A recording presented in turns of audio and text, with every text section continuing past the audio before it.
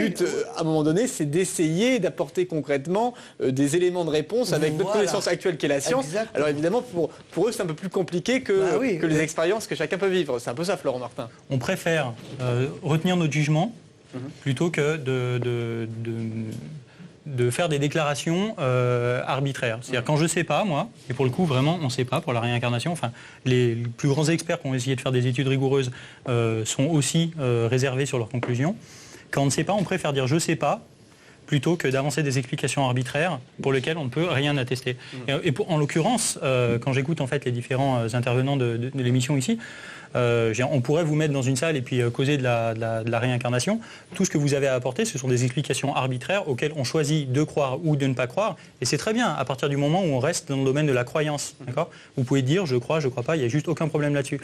Là où on peut commencer à discuter, c'est quand vous venez en essayant d'étayer ça et d'ancrer ça dans la réalité en disant c'est pas une affaire de croyance, c'est une affaire de faits, regardez ces faits et vous essayez... Et là, pour le coup, si vous venez avec des preuves, ces preuves, on peut les examiner, les regarder pour le coup, et je pense que tout le monde a été assez honnête là-dessus. On entend Christine André qui dit voilà moi ce que je pense. Enfin bon, ce sont des choses, une espèce de... Mais Nicolas, il l'a vécu, lui. Voilà. C'est pas une croyance. Voilà, donc, mais quand j'ai des rêves, je me dis c'est un rêve. Je me dis, voilà. Je l'ancre pas forcément dans la réalité. C'est une réalité.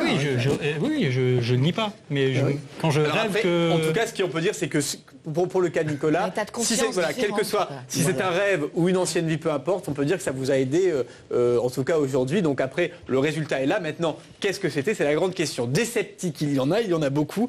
Et on termine justement avec ça, puisque nous avons voulu tenter une expérience et nous avons demandé à une jeune femme qu'on appellera Julie, plutôt sceptique, même très sceptique sur le sujet, d'aller faire une séance de régression.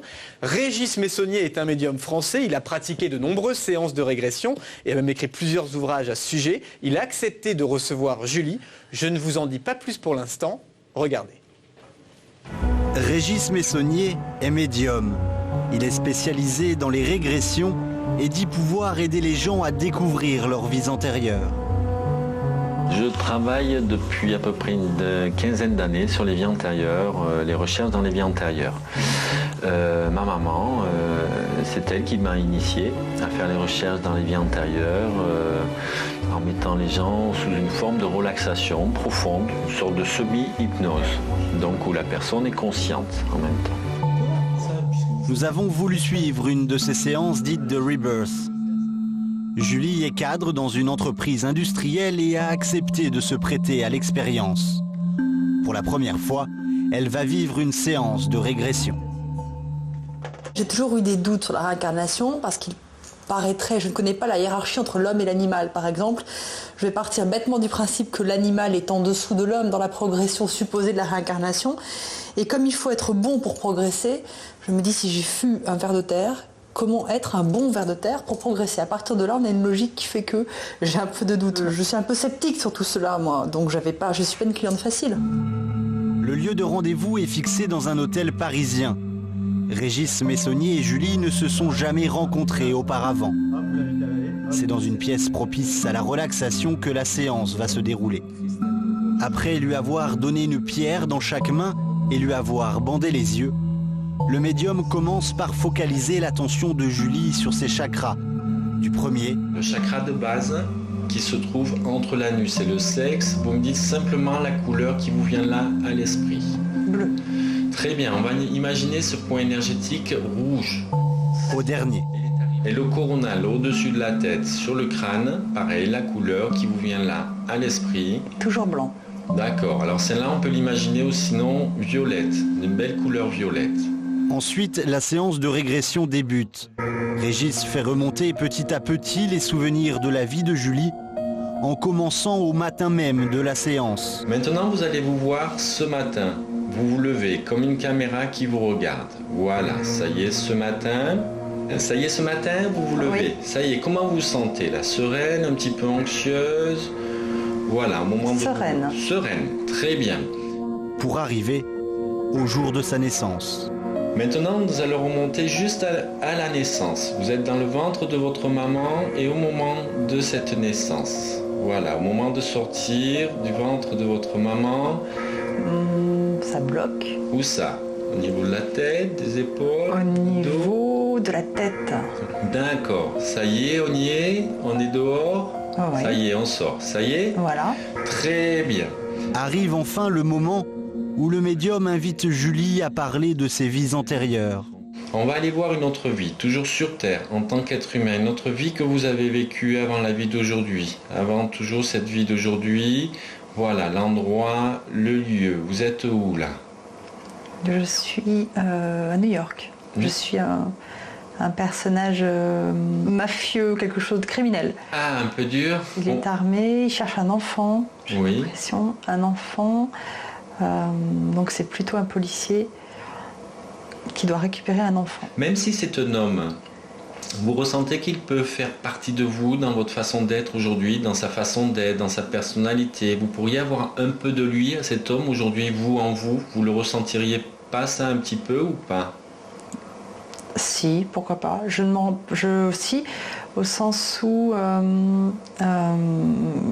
il fait plutôt des choses que je trouve jolies là dans le sauver un enfant, c'est plutôt ça qu'il a fait. Oui, on va le voir à 40 ans. Voilà, que fait-il à 40 ans? Il boit. Ah, comme s'il est malheureux? Oui, il boit. Il y a quelque chose qui s'est passé. Il boit, il est marié. Il n'est pas bien. Hein. Il est triste? Non, il n'est pas bien du tout. Ouais, sentimental, oui, il a perdu un enfant justement. Ah.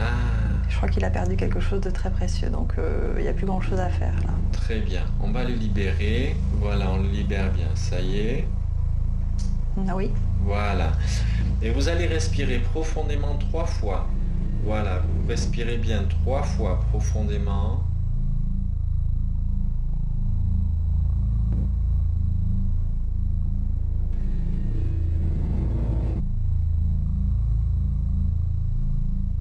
Voilà, et on va pouvoir ouvrir les yeux tout doucement. La séance aura duré plus de 40 minutes et Julie aura parlé de 4 vies différentes. Comprendre ces vies antérieures, c'est déjà, je dirais entre parenthèses, peu importe de ce que nous étions dans nos vies passées, c'est ce que nous sommes aujourd'hui et ce que nous deviendrons. Mais ces vies antérieures vont permettre de comprendre des fonctionnements, on appelle en psychologie, un peu en psychanalyse, les clivages. Nous on appelle ça les cristallisations. Donc de décristalliser parfois des peurs, des doutes, des craintes et de ramener des informations dans nos vies passées pour aujourd'hui les utiliser et comprendre pourquoi justement il nous arrive certaines choses dans la vie d'aujourd'hui qui sont en rapport avec ce qu'on a pu faire dans d'autres vies. Rencontrer ce type de personnage n'arrive pas tous les jours et ce qui est intéressant c'est qu'il arrive à faire raconter des choses assez rapidement.